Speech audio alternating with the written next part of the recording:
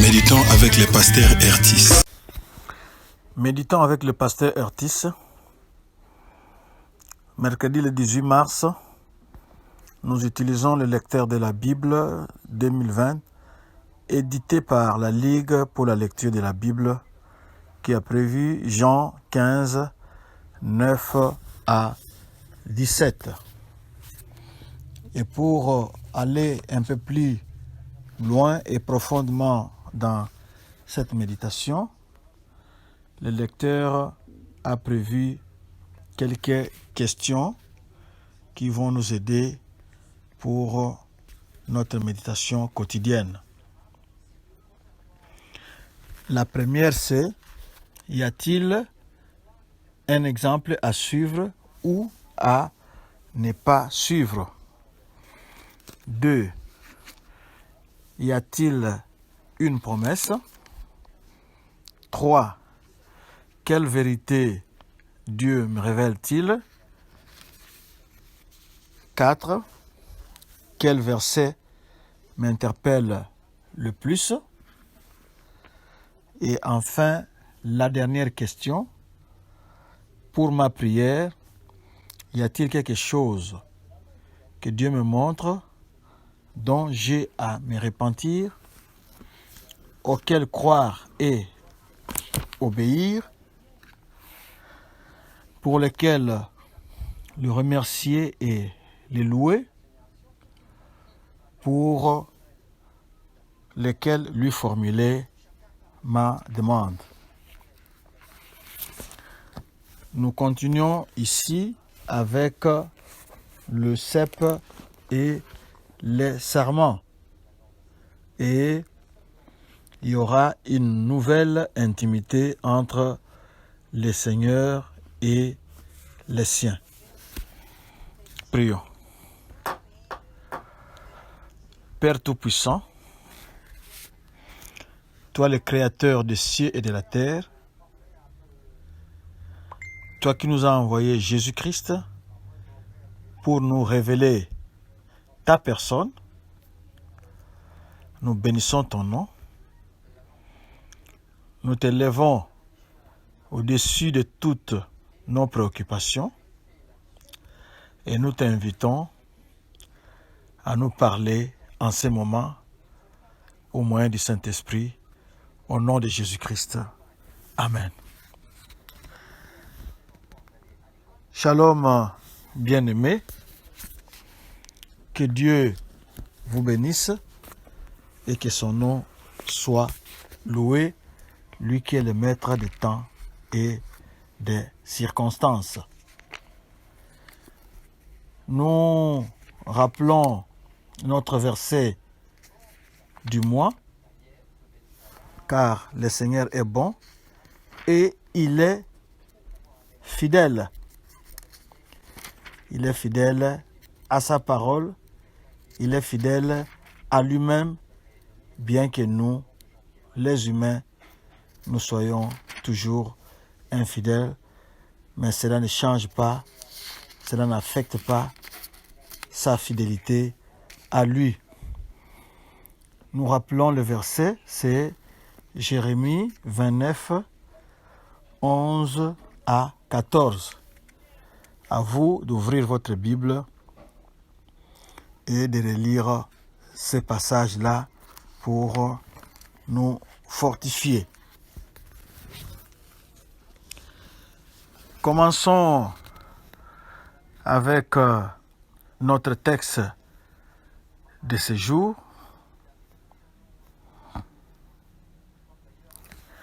Comme le Père m'a aimé, moi aussi je vous ai aimé.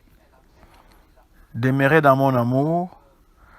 Si vous gardez mes commandements, vous demeurerez dans mon amour, comme moi j'ai gardé les commandements de mon Père et je demeure dans son amour. C'est le verset 9 et 10. Dans le verset qui précède, le Seigneur exhorte à demeurer en lui. Ici, il exhorte à demeurer dans son amour. Jésus avait aimé les disciples de l'amour dont le Père l'avait aimé. Lui, homme obéissant, faisant toujours les choses qui lui plaisaient. Pour demeurer dans la jouissance d'un tel amour, il faut, comme le Seigneur, garder les commandements de son Père. Rien n'a pu interrompre un instant la jouissance de cet amour entre le Père et le Fils obéissants. Il en sera de même pour nous avec le Seigneur tant que nous lui obéirons. Sa vie tout entière et ses paroles sont pour nous l'expression de sa volonté et ce qui constitue ses commandements. Jésus ajoute, « Je vous ai dit ces choses afin que ma joie soit en vous et que votre joie soit complète. » C'est au verset 11. Que votre joie soit parfaite. Si rien n'empêchait le Seigneur de demeurer dans l'amour du Père, rien non plus n'empêchait sa joie d'être parfaite.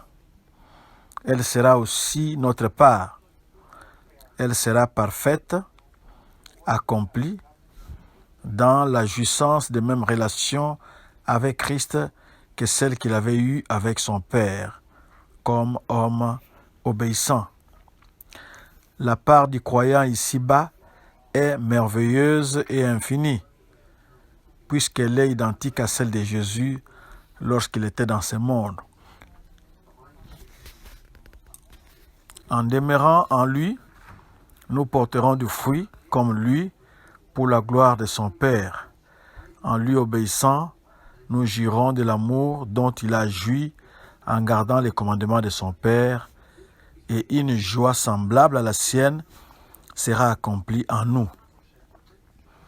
Puissions-nous tous réaliser constamment une part si riche, si élevée.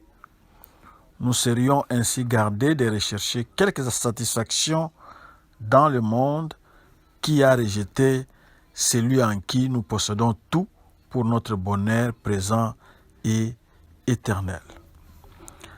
La jouissance de l'amour ne se réalise pas seulement entre le Seigneur et nous. Il doit se manifester aussi les uns envers les autres. C'est ici mon commandement, dit Jésus, que vous vous aimiez les uns les autres comme moi je vous ai aimé. Personne n'a un plus grand amour que celui-ci qu'il laisse sa vie pour ses amis. Vous êtes mes amis si vous faites tout ce que moi je vous ai commandé. C'est du 12e au 14e verset. L'amour mutuel ne peut avoir d'autres modèles et d'autres mesures que le Seigneur lui-même. La mesure est grande. Elle peut aller jusqu'à la mort. Le même apôtre dit, par ceci, nous avons connu l'amour, c'est ce que lui a laissé sa vie pour nous. Et nous devons laisser nos vies pour les frères. Dans 1 Jean 3, 16. Existe-t-il un témoignage d'amour plus grand, un renoncement plus absolu? Tel est notre modèle. Au milieu du monde ennemi du Père et du Fils, le Seigneur avait trouvé chez quelques-uns une oreille attentive. Ses disciples l'avaient écouté. Il les appelle ses amis. Aussi devait-il répondre à ce titre en se conformant à tous ses commandements. Jésus avait montré qu'il les tenait pour des amis et non pour des esclaves, parce qu'il leur avait dit intimement tout ce qu'il avait entendu de son Père. Je ne vous appelle plus esclaves, car l'esclave ne sait pas ce que son maître fait. Mais je vous ai appelés amis, parce que je vous ai fait connaître tout ce que j'ai entendu de mon Père. C'est au verset 15. Les Juifs étaient sous l'esclavage de la loi. Quant aux disciples, puisqu'ils avaient reçu la révélation du Père, Jésus leur donnait le titre d'amis. On commande à un esclave ce qu'il doit faire, mais s'il devient l'ami du fils de la maison, celui-ci lui dévoile toutes ses pensées, lui fait part de ses projets, l'initie à tous ses sujets de joie, les fait participer à ses richesses, les met au courant de ce que son père lui dit. C'est ce que le Seigneur a fait d'une manière excellente. Il a fait connaître ce qu'il n'était pas connu jusque-là, que de lui seul et pour lui seul. Il a révélé que ce que le Père était pour lui, homme ici-bas, il était pour eux. Il leur a communiqué ce qu'il a entendu de lui. Je leur ai donné, dit-il, les paroles que tu m'as données et ils les ont reçues. Ça, c'est au chapitre 17, verset 8. Dans tous ces discours du Seigneur, nous voyons que seule l'obéissance permet de réaliser toutes les bénédictions propres à la position dans laquelle la grâce nous a placés. Aimer le Seigneur, c'est garder ses commandements. C'est la vie. En conséquence, il se manifestera à celui qui l'aime. Et celui-ci sera aimé du Père. S'il garde la parole, le Père et le Fils feront leur demeure en lui. Ça, c'est au chapitre 14. Celui qui garde ses commandements demeure dans son amour, participe à sa joie comme à sa paix. Celui qui lui obéit est son ami. Et si l'on ajoute à cela tout ce que le Saint-Esprit est venu révéler de la personne du Seigneur glorifié et de notre part céleste, que peut-on avoir de plus? Si nous jouissons de tout cela, ce sera le ciel déjà sur la terre et le monde ne pourra nous tenter par quoi que ce soit. Nous pouvons remarquer ici dans ce texte l'évolution de la relation ou la progression dans la relation personnelle de Jésus-Christ avec ses disciples. Dans un premier temps, ils étaient des serviteurs d'après Jean 13, 13. Ensuite, ils sont devenus ses amis d'après Jean 15, 15. Et enfin, ils seront ses frères dans Jean 20, 17.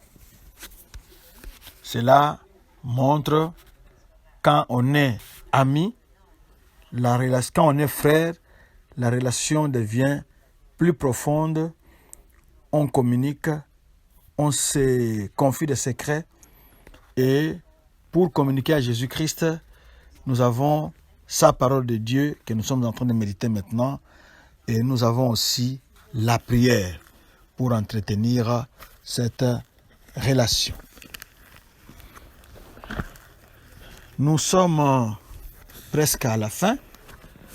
Nous allons prendre un dernier virage. Nous voyons au verset 16 Jésus qui a fait le premier pas de nous aimer et de mourir pour nous. Et non seulement ça, il nous a invités de vivre éternellement avec lui. Maintenant, la balle se trouve dans notre camp. C'est à nous de choisir aussi. Soit nous acceptons son amour et son invitation, soit nous les rejetons. Ça dépend de nous. Mais quand nous rejetons son choix, alors nous n'avons plus. Quand nous rejetons son offre, alors nous n'avons plus de choix à faire. Mais moi, je vous conseillerais d'accepter cet amour-là de Jésus-Christ. Si vous êtes prêt à accepter cet amour de Jésus-Christ, non seulement vous ne serez plus son esclave, ni son ami, ni son serviteur, mais vous allez devenir son frère. Prions maintenant, parce que vous allez devenir le frère du roi des rois, le frère du Seigneur des seigneurs, le frère qui commande tout cet univers, le frère qui fait trembler le monde des ténèbres.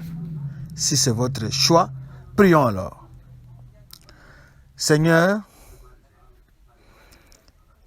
j'accepte ton amour. J'accepte ton choix, c'est-à-dire ta proposition de faire de moi ton frère. Merci d'avoir pris ma place et d'avoir donné ta vie en rançon pour me sauver. Je t'accepte dans mon cœur et dans ma vie transforme-la et fais de moi la personne que tu désires que je sois. Merci de me communiquer ta joie parce que c'est ta volonté que ma joie soit parfaite, que ma joie soit accomplie. Je reçois ces vagues de joie qui inondent mon âme en ce moment. Que toute la gloire te revienne. Amen.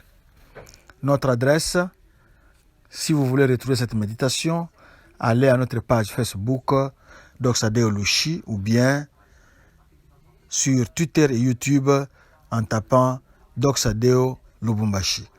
Visitez notre site internet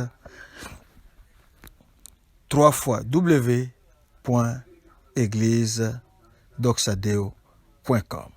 Shalom et que Dieu vous bénisse et que toute la gloire lui revienne.